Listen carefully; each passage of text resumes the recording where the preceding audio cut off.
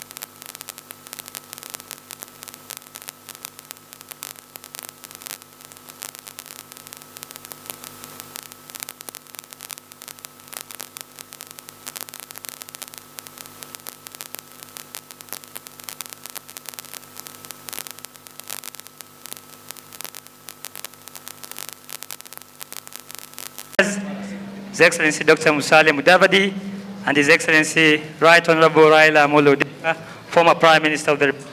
Karibuni.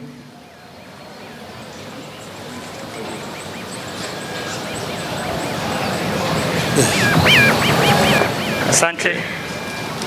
Thank you very much. Good morning, everybody. The Right Honorable Raila Amolo Odinga, friends from the media, ladies and gentlemen, good morning. I am pleased to have you all here. Thank you for turning up. Today, I want to update the nation on the status of Kenya's candidacy for the African Union Commission chairmanship. But before I proceed, let me thank the Right Honorable Raila Amolo Odinga for the fruitful meeting and progressive discussions we have had this morning. As you already know, the Right Honorable Raila Odinga is Kenya's candidate for the chairmanship of the African Union Commission in the elections slated for February next year, that is 2025. Ladies and gentlemen, on this, we have a visionary leader to fire up the African Union to greater levels. The Right Honorable Raila is a Pan-Africanist who naturally espouses the Think Africa above all guiding principle of the AU Commission.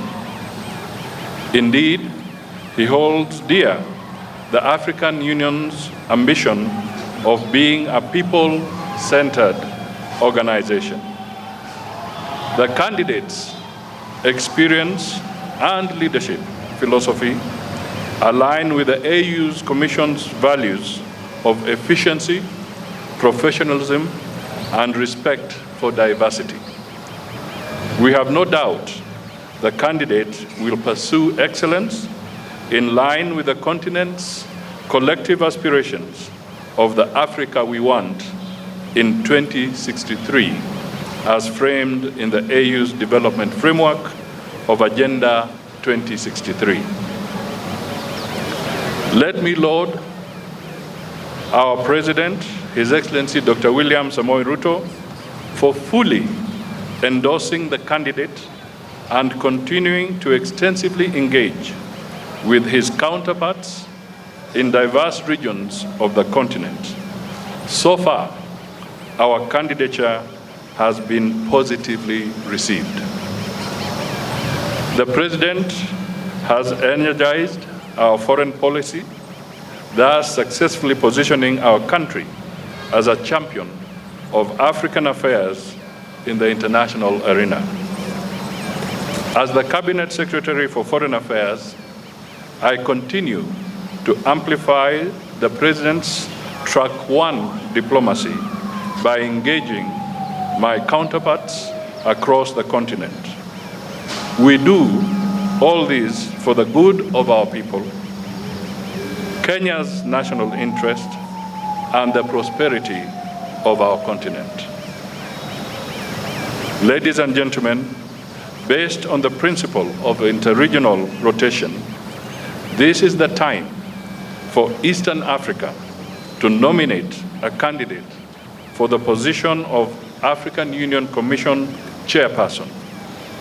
Therefore, as per the schedule of the AU elections calendar, the deadline for the submission of the regional nominations to the AU Commission is 6th August 2024, 2 months from now.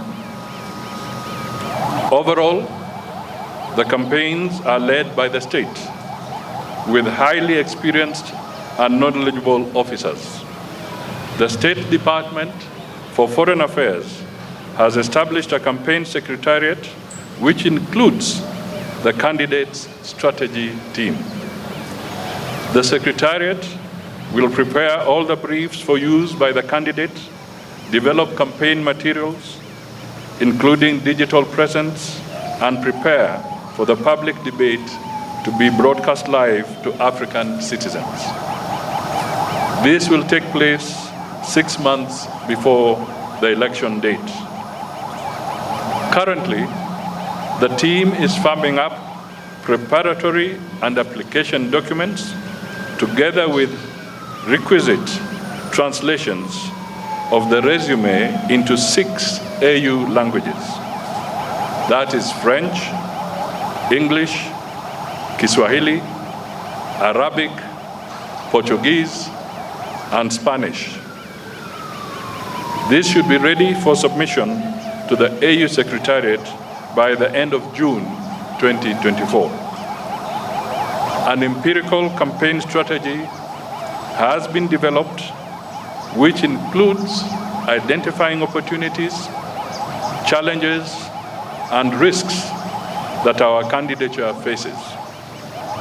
Additionally, the campaign involves outreach programs to capitals of AU member states, briefing of Kenya missions abroad, and engagements with diplomatic corps in Nairobi.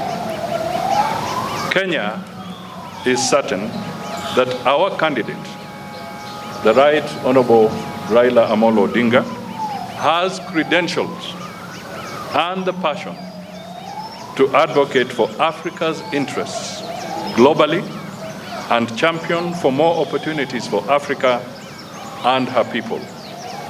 I now invite the Right Honorable Raila Amolo Odinga to make his remarks. Thank you. Thank you, Wycliffe. We have had a meeting with the Prime Cabinet Secretary and Cabinet Secretary for Foreign and Diaspora Affairs, my brother, Honorable Wycliffe Musalia Mudavadi, who led a team of government officials. This was in regard to my candidacy for the African Union Commission chairmanship. I wish to reiterate the obvious, that I am vying for a position in Africa, not in the government of the Republic of Kenya. But I need the endorsement of the government of Kenya for that African position. At this meeting, we exchanged notes on the state of the quest so far, the preparations from my side and the government side, and the next steps that require to be taken. The Honorable Prime Cabinet Secretary shared with me the situation and levels of preparation and commitment in the government.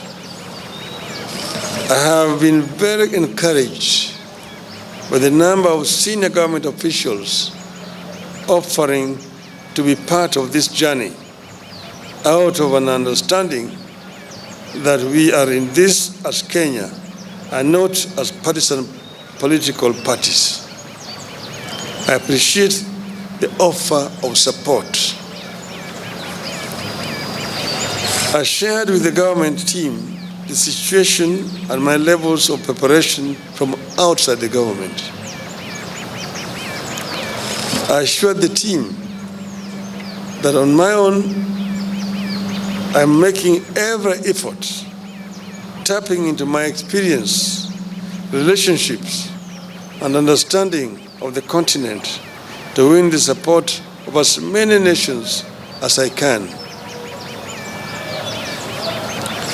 With committed and proper coordination between my team and the government, we should be able to clinch the seat. We agreed that coordination and synergy are going to be critical as we embark on the next critical steps that include the submission of my application. We therefore agreed on the need for efficiency, the need to cut bureaucracy, and unveil a well-oiled and flexible joint effort going forward. Like all campaigns, plans emerge and change suddenly. Demands arise and change suddenly, and we need to be able to respond to them as suddenly as they emerge. We also agreed on the need to understand the sensitivities in this quest that include national, regional, continental, and global dimensions to this quest, and therefore the need to always act responsibly, bearing all these sensitivities in mind. Once again, I thank Kenyans and the government for the support, and we promise to keep updating the country on the status of the race. As I conclude, I just want to say that I have been requested by many friends, because many people have been surprised and been wondering how I came to this.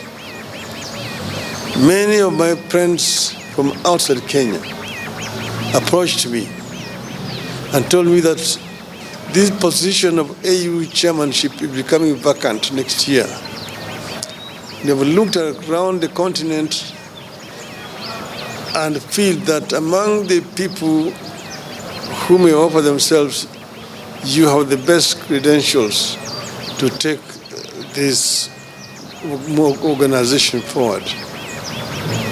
After lots of soul-searching and consultations among my colleagues and friends, I made the decision to agree to accept the request.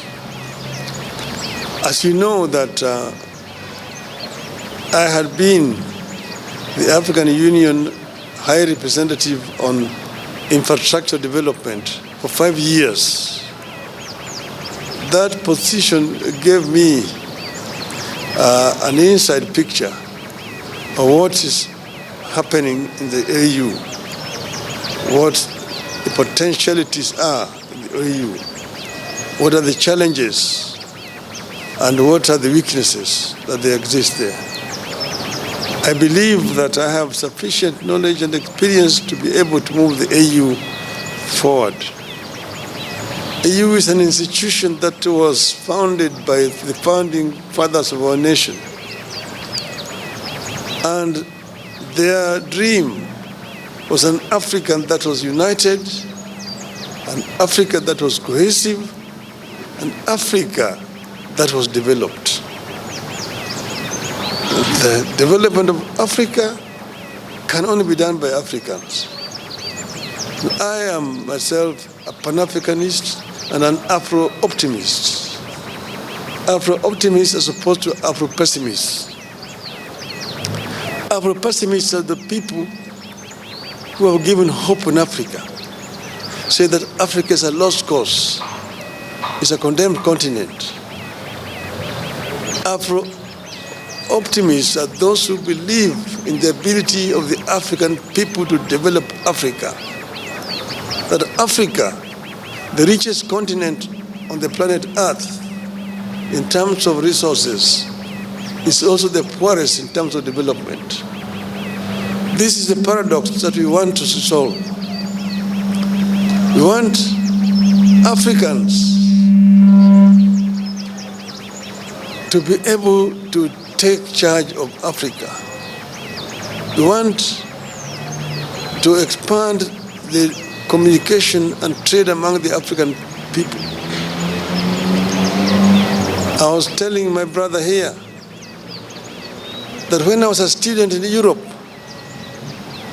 in the 60s, it was a nightmare to travel across the continent of Africa, of Europe. In Europe, to move from one country to the other, you needed a visa. And if you did not have a visa to transit in one country, they arrested you at the border and returned you where you come from. Today, you can travel across the whole of Europe, the Schengen visa. You want to enter somewhere and you can go to all parts of Europe. Yet in Africa, you still have a problem. Aliko Dangote, one of the most prominent African businessmen, was saying just the other day that he needs 35 visas to travel across the continent of Africa. His French counterpart, who is his competitor, does not need, using a French passport. With a Nigerian passport, you need 35 visas to travel on the continent of Africa. You ask yourself, why? Why can you not have one African visa? It can be done. We can connect the whole of this continent. And that's why I've been talking of the story of African lion. That the African lion must wake up now and claim the 21st century as the African century. Thank you, ladies and gentlemen. Honorable Raila Odinga. Ladies and gentlemen, having listened to Baba, I now wish to make the following concluding remarks. Indeed, despite the world becoming more fragmented and competitive, Kenya believes that multipolarity presents economic and geopolitical opportunities for Africa. Therefore, a whole of AU strategic approach to the emerging world will enable member states to project a common voice on global matters of consequence and enhance Africa's bargaining power for mutual benefit. And indeed, the Right Honorable Raila has summed this up.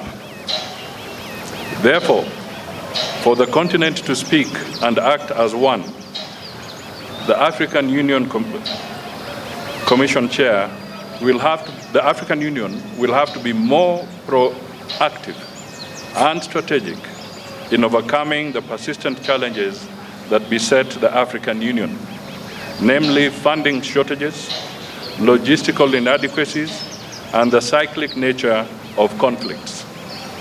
Additionally, the AU continues to grapple with cases of political instability and economic intricacies, weak international influence, and undue external influence, driven by a new Cold War in the continent.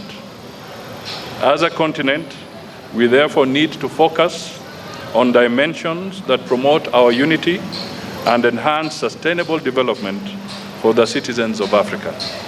This will include infrastructural connectivity, and he has spoken briefly to that aspect from his previous assignment, reduction in costs of doing business in the continent, accelerating the realization of the visa-free program, and promoting a common language for Africa.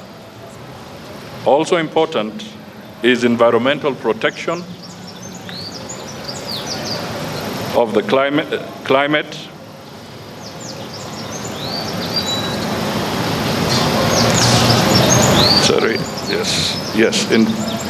environmental protection of the climate.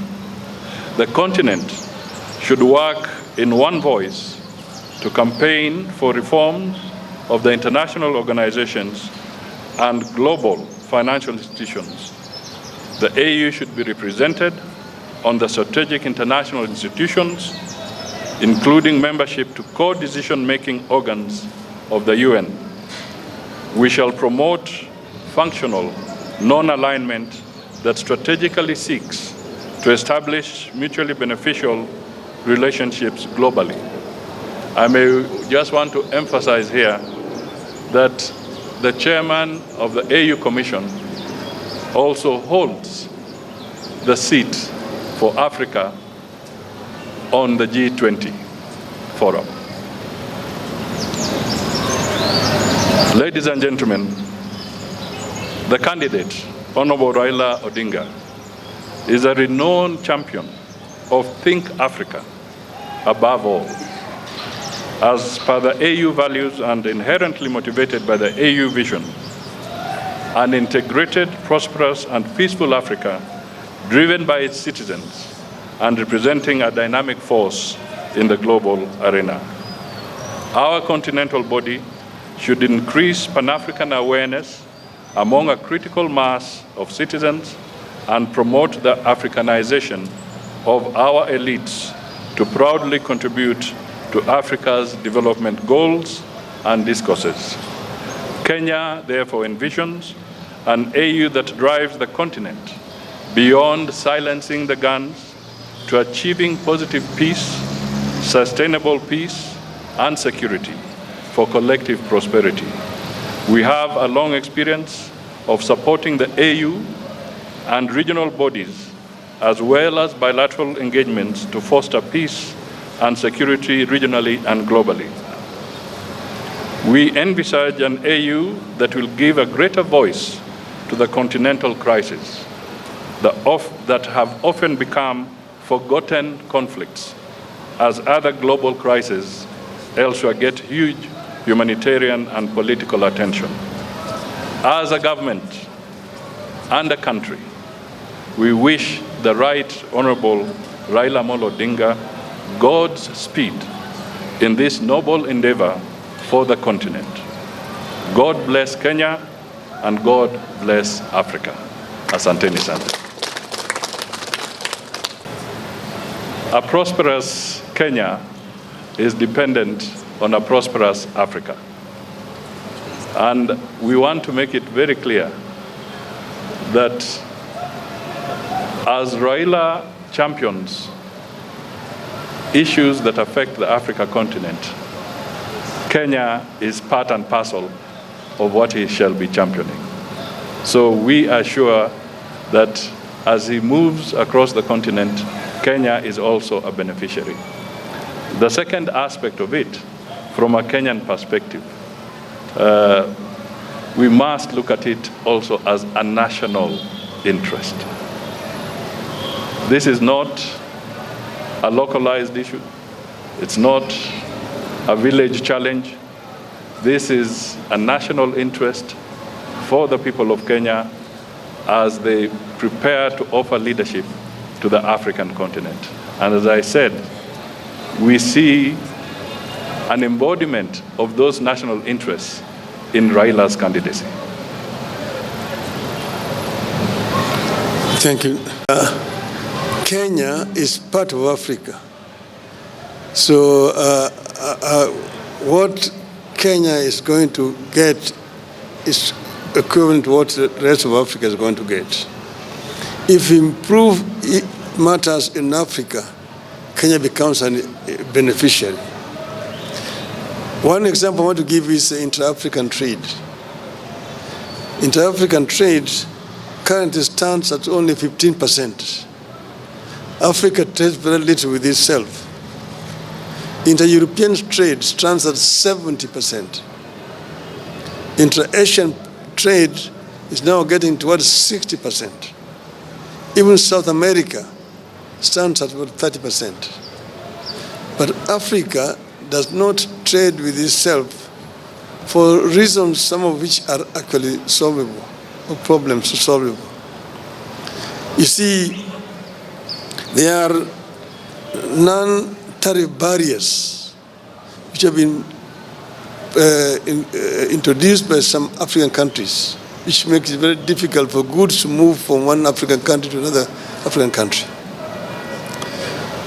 Secondly, there is infrastructure challenges that makes it very difficult for Africa to trade with itself. You know, Africa Continental Free Trade Area Agreement is now 2 years old, but still very little progress has been made, mainly because of these two major barriers. As the High Representative on infrastructure, I realized the challenges. Like you've been talking about intra-African highways, the Cape to Cairo, the Dakar to Djibouti, Dakar, Lagos, Lagos, Mombasa, and so on and so forth. We've been talking about the continental high-speed railway network, one Beira to Walvis Bay, one the old Benguela line, Lobito to Lubumbashi. The other one is the high-speed railway along the coast from Lagos to Cairo. The other one is our LAPSET, the Lamu Port, South Sudan, Ethiopia Transport Corridor, which as a representative of the AU on infrastructure, we actually extended from Juba through Bangui in Central African Republic to the port of Cameroon to create a land bridge that links the Atlantic Ocean to the Indian Ocean and opening up the interior of the continent, which are landlocked for trade. See, for example, Kenya grows tea. How does Kenya export its tea to Central African Republic? Between Kenya and Central African Republic, there's only South Sudan. South Sudan is the only country between Kenya and Central African Republic. But how do you take your tea there? There's no infrastructure. You have to find a ship that will go around the Cape, along the western coast, to the Cameroonian port of Douala, and then by road to Bangui. The French are there ahead of you. That's why they drink in Bangui Kenyan tea, christened as English breakfast tea. But with a LAPSET, we can be able to take our goods there. But this infrastructure cannot be developed country by country. You need to have a mechanism at the center that is coordinating funding for this infrastructure. If you want to do the LAPSET, Kenya can only do its part up to the border with South Sudan. Then South Sudan needs to take it from there to the border with Central African Republic. Central African Republic takes it to Cameroon and to reach there. But you need a center to be able to coordinate funding, to mobilize funding for this infrastructure development, which are cutting across the continent. That is why those things have not been done. That's why even the trans-African highways have not been done, and so on. So, getting there, we are also talking about the high-speed fiber optic network connecting all the African capitals.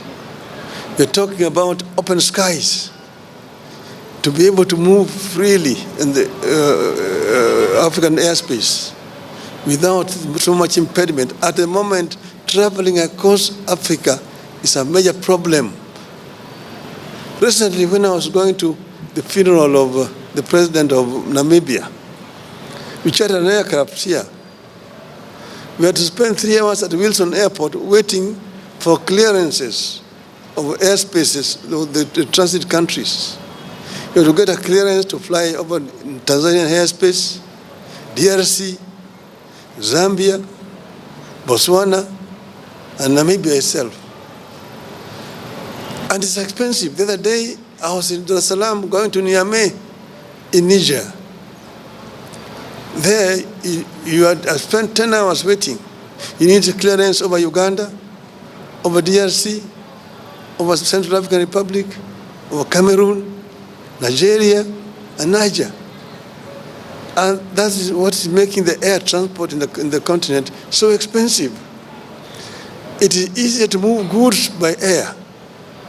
You need to put facilities across the continent. And then have also an African continental air traffic control. In Europe, you only need one permit and you can fly all over the countries of Europe. Here, you need to get permission from Nairobi, Dar es Salaam, Kinshasa, Lusaka, going down those sides. So all these are what is making inter-African trade difficult. I've told you about the issues of visas. It's another problem, and so on and so forth. We've been talking about making the Nile River navigable so that you can be able to move from Mediterranean Sea to Lake Victoria. Ships can move from Europe and don't have to go around the Horn to come to our coast on the other side. You can go right on the Nile to Lake Victoria and land there in Jinja, in Kampala, in Kisumu, and in Mwanza. Those are some of the projects that will be done. And if you open up those way, Kenya will be a major beneficiary, and Africa generally. So we have ideas which we think, if implemented, will improve the inter-African trade. Thank you. Asante sana. Thank you. Nairobi fronting your candidature is a way of settling domestic political scores. Do you think you're exporting domestic politics to Addis Ababa? The other question to you, former Premier, it's about the Kenya stance, Kenya openly standing with Israel, which has been committing a genocide in Gaza. Do you think this could potentially impact your candidature at the African Union Commission next year because of such global geopolitical standing? Asante Mwangi, thank you. I mean, I'm a Kenyan, and as I mentioned, nobody has asked me. The Kenya government did not ask me. I made a decision myself that I want to offer myself to serve the continent. And as you know, you cannot run for this position without being sponsored by your country. Your candidature is not valid until your country has said yes. So I was myself pleasantly surprised that the Kenya government said they would support me. I was expecting them to say no. I don't know the reason why they said yes. That is their own decision, it's not mine. I will tell you why. We said yes because Raila is competent. Yes. And we are looking at Kenya's national interests and Africa's national interests. So this is not about our local issues. And we do not want, and we really want to get the Fourth Estate to help us to project the national interests of Kenya, because it would be a first for Kenya. And it would be an opportunity for Kenya to offer leadership to the African Union. And Raila Amolo Odinga has got the requisite experience. As I said in another forum, he has seen both hot and cold. And Africa is beaming with both hot and cold. And Raila is required on the African continent. Your Excellency. On the issue of, it's just, I think yesterday, the Gaza issue, I issued a very clear statement on behalf of the Republic of Kenya, where I said that Kenya stands for a two-state solution, so that Israel stands as a nation, and the people of Palestine should also have their state as a nation. So, under no circumstances is Kenya favoring one against the other. What is important is that the conflict in the Middle East, like in other where there is conflict elsewhere, we call for a peaceful resolution as soon as possible, because the humanitarian crisis is huge. Your Excellency, my name is Jeff Kirui from KTN News. Jeff. Yes, Djibouti and Seychelles who also have candidates. Is it a concern to you that this might complicate matters considering the two-third requirement to cleanse the seat? And also, could you clarify on the composition of your campaign team? As I said here, that we are focusing on Kenya's candidacy. Yeah. Other countries that have their wish to front a candidate will speak about their own. Yes. But for now, as far as we are concerned, we have a long journey to go to campaign, and our candidate is Honorable Raila Amolo Odinga. And as I indicated in my earlier remarks, that the strategy is in place, and we shall be looking at all the challenges and opportunities as we go along. And I think I should also tell you that subsequent to this, I think the lady had asked, I want to emphasize that our president has also made several strides in talking to his counterparts across Africa. And all that, I'm sure, will count for something in the next few months. Thank you. Thank you very much, ladies and gentlemen. We are now going to the next.